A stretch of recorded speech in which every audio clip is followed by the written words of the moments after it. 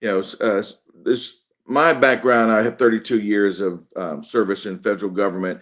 Some of that is Army time as a field artillery officer, but I work with DISA, the Defense Information Systems Agency. I work with the Counter Drug Task Force down in Key West, Missile Defense Agency, and I wrapped up my career with the NASA Shared Services Center, where I was the team lead for the deployment of the first RPA automation in the federal government. And so I really appreciate your time today. I think we have a really good presentation for you to really help you understand where the federal government is with respect to automation, where they're going. Um, we have around 79 deployments of RPA in the federal space right now, in about 25 of the states. It's been an amazing journey to watch the adoption of them. And I'm going to show you a couple videos later on that really help you understand and appreciate exactly what we're seeing. As far as UiPath goes, we're the fastest growing software company in history. We have thousands of clients around the globe. We started as a global company, 2,500 employees around the globe, but specifically to the public sector in the U.S., we have about 40 pre-sales, customer service, customer success managers, and sales leads. It's an exciting time to be at UiPath. Just couldn't be more exciting, and it's not because of our recent activities as a company, but more of our successes that we're having helping the government to understand how to embrace automation. We've seen analysts now over the last couple of years immerse themselves in the different platforms and continually put UiPath as a leader or the leader on their particular assessments. And of course, we're very proud of that. I, as a government and former government employee, really appreciate this next slide a little bit more. This slide is 3 different independent assessments done by practitioners. My understanding from Gartner and G2 Crown and IT Central is that they do their best to weed out anybody from a company that has an interest in responding. And so for the last 3 years that I've been with UiPath, since September of 2018, we've always led in these polls. And I really like that because this is users and practitioners of a product. And for them to continually and repetitively say, it's a great product is really just great for us. For those of you that aren't familiar with RPA, there's this traditional view of RPA that allows you to emulate human execution on a computer, right? The things that you do with your mouse, your keyboard, and the screen of your computer that are rules-based and repetitive, that are tasks, things that you need to get done, like doing some type of audit of purchase cards, right? Processes and forms that come in and being able to check databases where the data is very structured and the process is relatively well defined. And that is, as I said, traditional RPA. And UiPath was a traditional RPA company until October of 2019. And in October of 2019, what we started to offer that the government really seems to be embracing is the ability to include RPA as a digital worker in the community of artificial intelligence digital workers. And so we're able to tie together your chatbots and your natural language processing and your machine learning and your AI, pattern recognition, semi-structured and unstructured data, and bring those together so that in addition to having a workflow that is very measured and repetitive and boring, we're able now to help move out of that. And for a travel clerk at any agency that's doing an audit of travel vouchers, to be able to say, don't just do the processing and moving the data off the form and into our ServiceNow or our Salesforce or our SAP, but do some analysis and tell me whether or not people are abusing the ability to go for hotels at the price of hotels versus a per diem rate.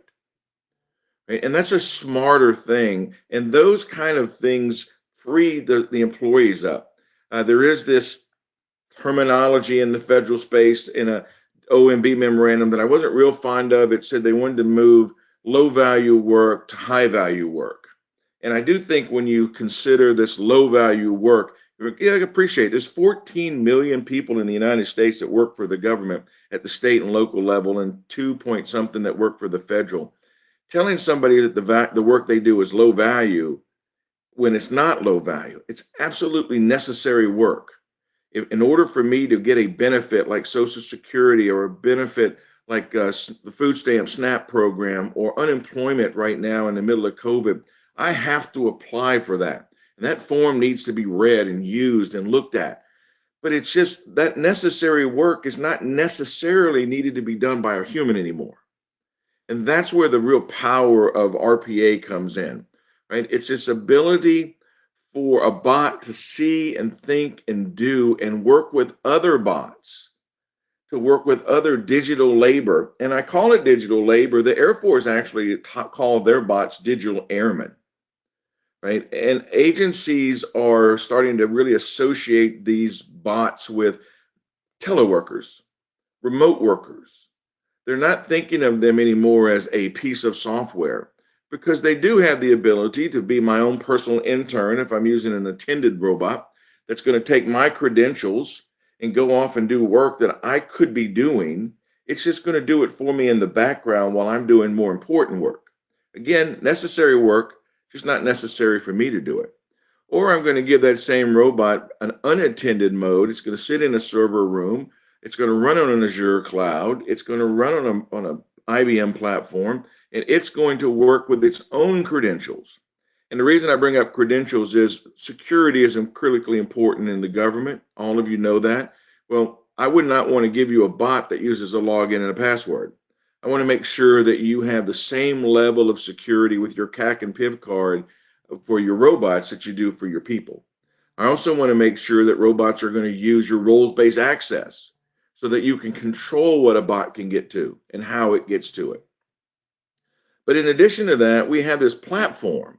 And that's what makes us so unique, is we're not just an RPA pure play anymore, but we're really a fully automated platform that allows you to move from your discover to your automate, build and manage and run and engage. And we'll look at those features a little bit more here shortly, but it's this idea that if I just give you a hammer, all you can do is hammer everything.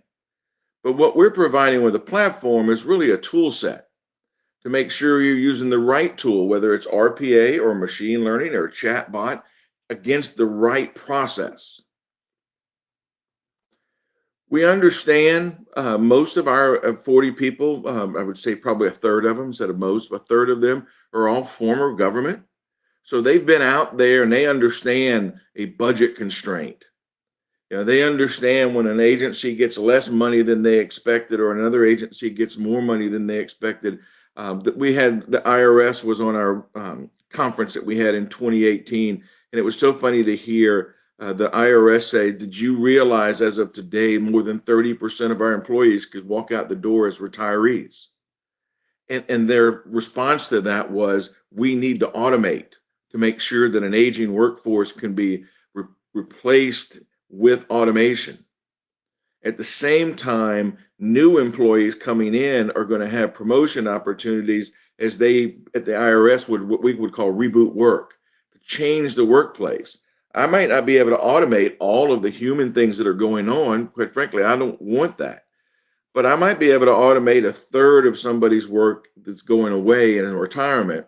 And I may be able to automate some new person's part of their work and combine the human parts of that work together, and also change that position to allow for promotion opportunities. You know, system modernization during the middle of COVID, hearing that COBOL was still around was a shocker. In '93, when I got out of the Army, I was in Cameron University at Fort Sill after the artillery, and I was doing COBOL, and the instructor said, "You're probably the last person to ever see COBOL." And then in the middle of COVID, the folks in New Jersey are hearing on their television their governor asking for COBOL developers to come back. RPA will work with those old mainframes because they work with the keyboard, the mouse, and the glass. And they can move and modernize those systems by just doing the work faster and more efficiently. Right? Fraud, waste, and abuse. In the middle of COVID, checks were going out to people who were deceased because there just wasn't time to check the deceased record with the IRS records. And yet a bot could do that overnight for people and check hundreds of those and thousands of those. And if you've assigned 10 or 12 bots, get tens of thousands of those done every night so that we don't send a check to someone who, one, is not supposed to get it, but you can't imagine that as a family member that you're excited to get a check for somebody that deceased 6 months ago. And also when we couple this automation versus just RPA, because that would be checking database A against database B and saying yes or no, that's pure play automation, RPA. But automation could be added to that so that the AI comes into play and it starts looking for certain characteristics of a fraudulent claim for IRS payments. And you can do that with RPA, whether or not you're in IRS, whether you're over in the Department of Defense. I mean, the nice thing about RPA and automations in general is they're not a stovepipe solution. If I need a ticketing system, I go get a ServiceNow or a Remedy. But I don't need a ticketing system with RPA. I need to bring RPA in to do the work that gets done on that ticketing system. And the thing I would tell you is what makes it easy to think about RPA is Mary or Mark or any of those 14 million state employees that I told you about. They come in every morning at 8 o'clock and they know they're already behind on some of the work that they do. And at 9 o'clock, somebody comes in and says, I need some additional information. And at 10 o'clock, they're still trying to catch up on the backlogged work. And somebody comes up and says, we're going to pick up some additional work. And it sounds really good. But if you're doing it all manually and there's nobody else coming in the office but you, it's problematic work. And at 11 o'clock, you got payroll telling you something has to be done. And at 12 o'clock, you're doing something else. And around 2 o'clock, you start to think of your daughter's first basketball game. And I've got to be there, but I can't leave this activity right now. Someone calls a meeting. I mean, the tension and the frustration that happens to where around 4 o'clock in the afternoon, you realize you're not going to make that basketball game. Right? And automating tasks, not jobs, but tasks of people with an attended bot on their desktop allows them to have a break. Let me show you what one of those simple breaks could look like. The automation can be broken into 3 steps. The bot prepares a dashboard. Ron, can you hear this? Review and analyze applicants' information. HUD's single-family claim data is then extracted from PDFs, exported, and saved into a dashboard where it is stored for future use and accessible for quality review and reporting purposes. Let's take a look at the bot in action. The automation process starts by opening a blank Excel sheet, which will become the dashboard. The bot will then scan the identified PDFs to look for specific information of interest. Here, it is extracting information from the first 17 fields. If you can kick up the volume a little bit. Yep. The bot is now writing the information from those PDFs. Or maybe just talk over what's going on. Yep.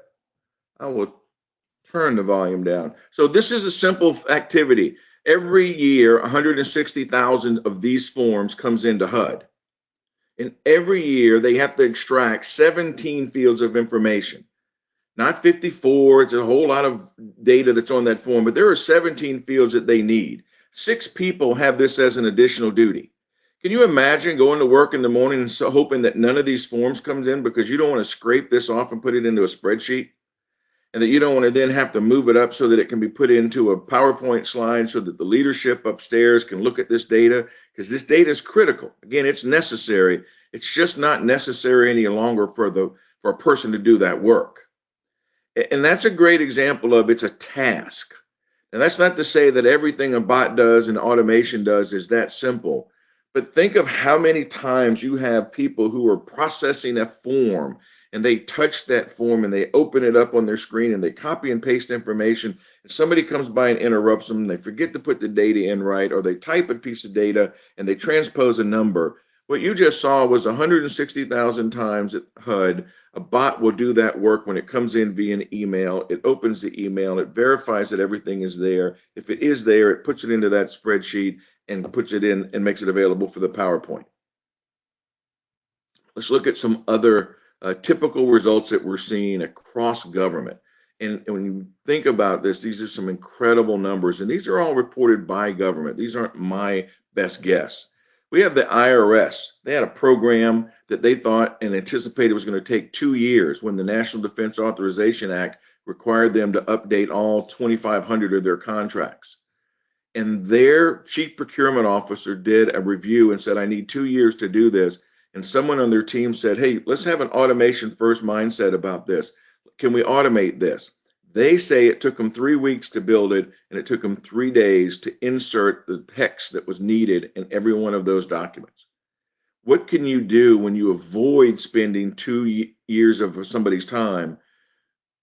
It's amazing. It's just incredible things that they can do. USDA, they have a great website. If you've not seen it, go to usda.gov/RPA. They list all their bots out there. They have access for government employees to talk about the return on investment that they're seeing.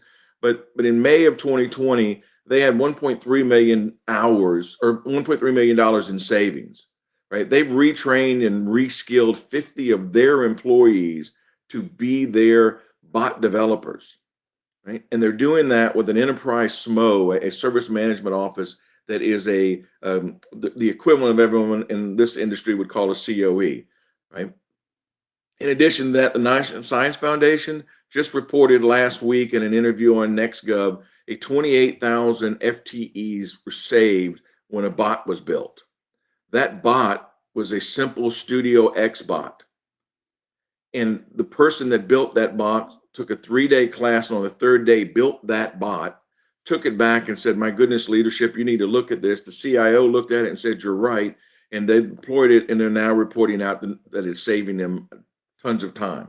You know, when you make an investment of about $1,100 for a 3-day class, and you're going to save 28,000 hours because of that. And again, not me, but the IRS saying that. ICE, right?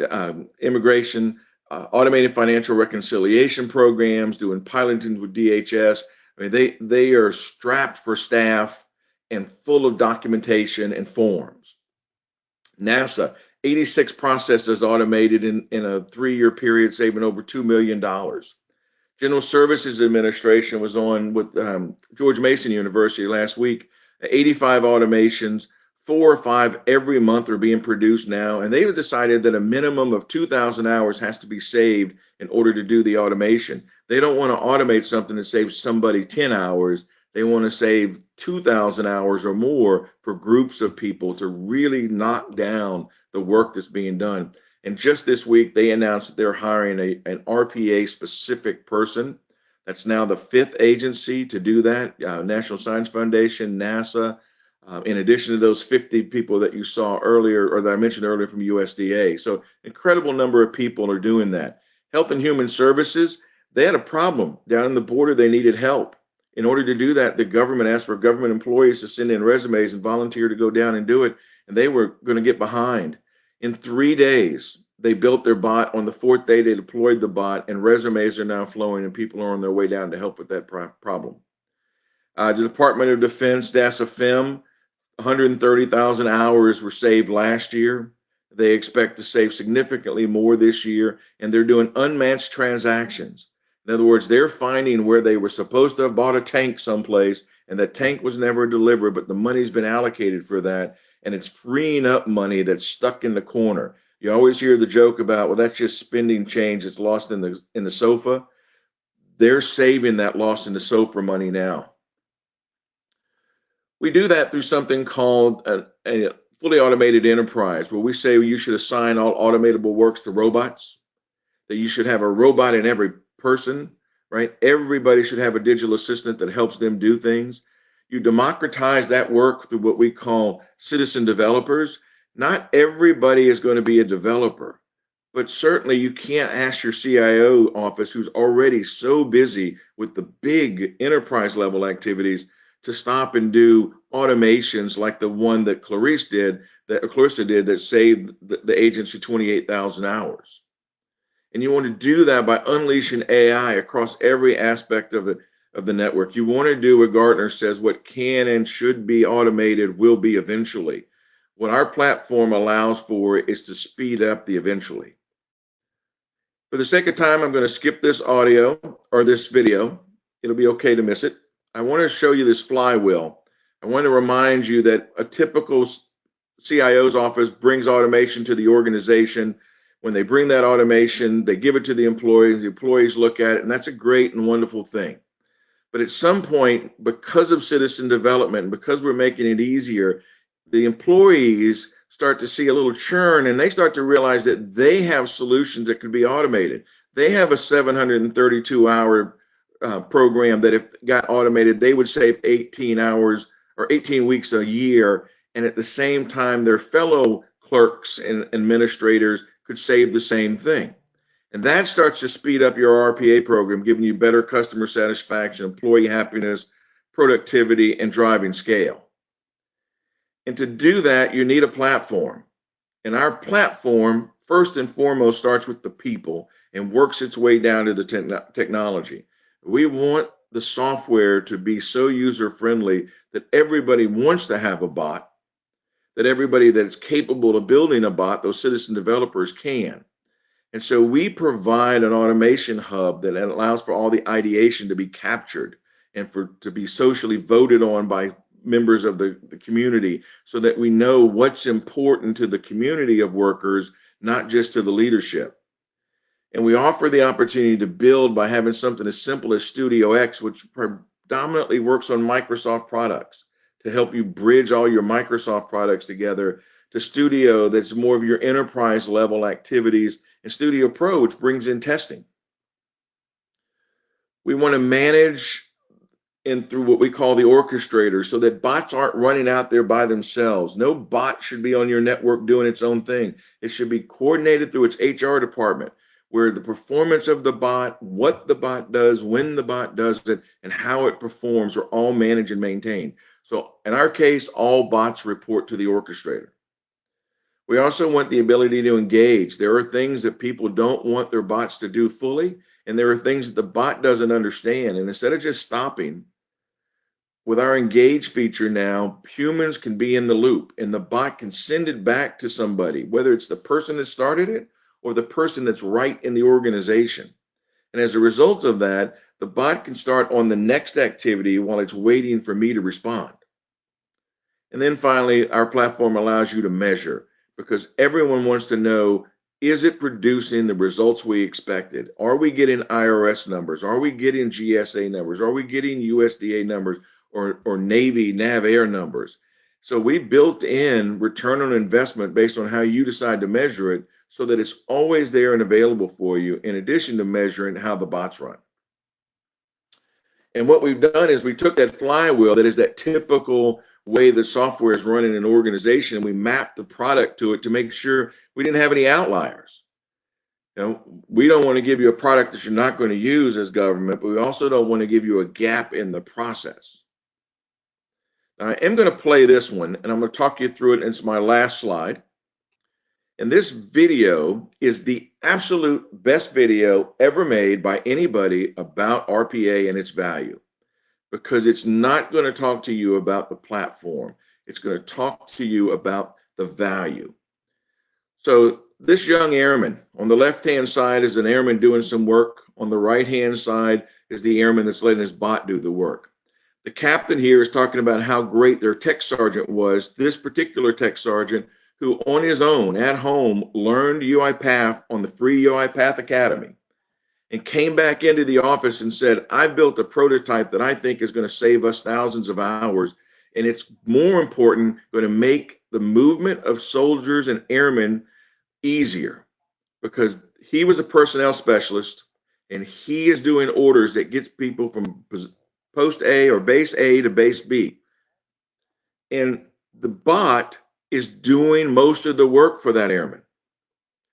And the importance of this is this airman was nominated to be on what's called Spark Tank, an Air Force-wide version of Shark Tank. And he competed with 5 other Air Force weapons systems. Think about that.